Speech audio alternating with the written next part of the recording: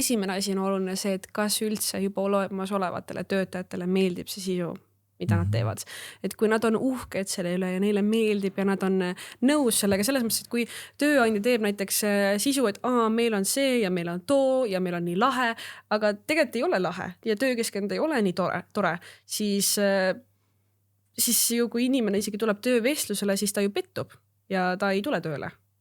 Ehk siis minu arust esimene on see, et kas töötajatele juba meeldib see sisu. Minu meelest meil Selveriga oli päris hea näide, kuidas kui me saatsime neid videoid, siis kõigepealt siis sotsiaalmeedia spetsialist saatis kõikidele Selveri nagu töötajatele selle ja siis kui siis nende nagu tagasidet. Ja kõigile meeldis ja kõik Selveri töötajad kontoris olid, nii lahe, väga lahe. Et see on alati näitab palju, kui juba töötajatele meeldib ja nad on uhked selle üle. Siis kindlasti vaatamiste arv mõjutab, et sotsmeediaga on ju see ka, et sa ei pruugi homme kohe kandideerida tööle, aga võib-olla sa kandideerid 5 aasta pärast ja sulle jääb see ikkagi meelde.